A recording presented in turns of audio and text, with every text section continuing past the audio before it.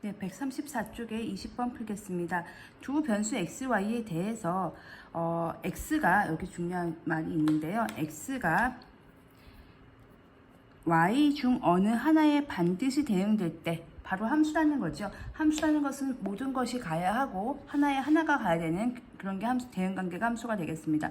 그럼 이렇게 생각하시면 돼요. 사실 이 문제는 제가 이제 설명을 드리려고 그림을 그려놓긴 했는데 x가 1, 2, 3 중에 어느 하나라는 거잖아요. 그리고 y가 a, b 중에 하나라는 거니까 1이 고르고 2가 고르고 3이 고르면 됩니다.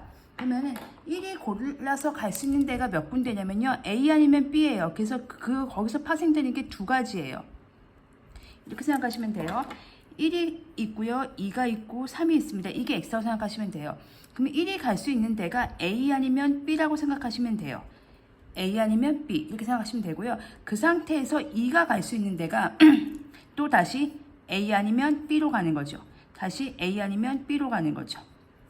그래서 그것도 몇 가지가 되냐면 그것도 두 가지가 됩니다. A 아니면 B로 가니까. 그러면 3이 갈 수 있는 경우도 그러니까 1이 이렇게 가거나 2가 이렇게 가는 상황에서 3이 A 아니면 B로 가고 또 3이 A 아니면 B로 가고 또 3이 A 아니면 B로 가고 3이 A 아니면 B로 가서 이게 또 모두 몇 가지가 되냐면 두 가지가 됩니다. 그러면은 지금 계속 이렇게 나뭇가지처럼 파생되고 있죠. 그럼 두 가지. 즉 답은요. 2 곱하기 2 곱하기 2 해서 모두 8개의 함수가 가능합니다. 그 대응관계를 한번 살펴보겠습니다. 우선 첫 번째 1이 A로 가는 경우가 있습니다. 1이 A로 가거나 B로 가는 경우인데요. 만약에 1이 A로 간다고 생각합시다. 1이 A로 갔어요. 1이 A로 갔어요. 1이 A로 갔어요. 1이 A로 갔어요. 또 1이 뭐로 갈 수 있죠? 그쵸. B로 갈 수 있죠.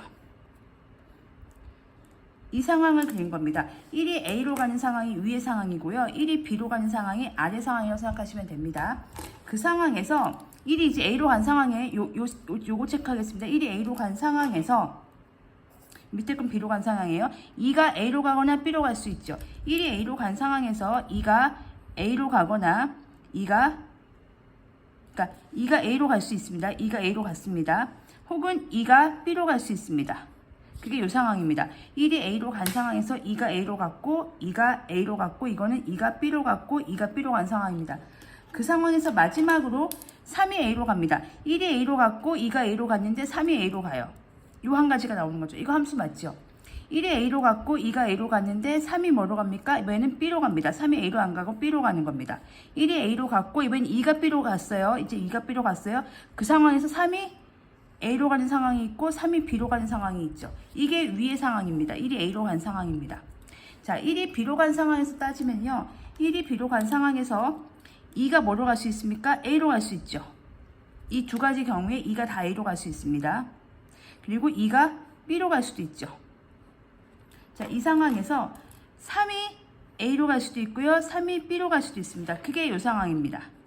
자, 1이 B로 갔고요. 1이 보시면 B로 갔고요. 2가 B로 갔어요. 그때 3이 A로 갈 수 있고 3이 B로 갈 수 있습니다.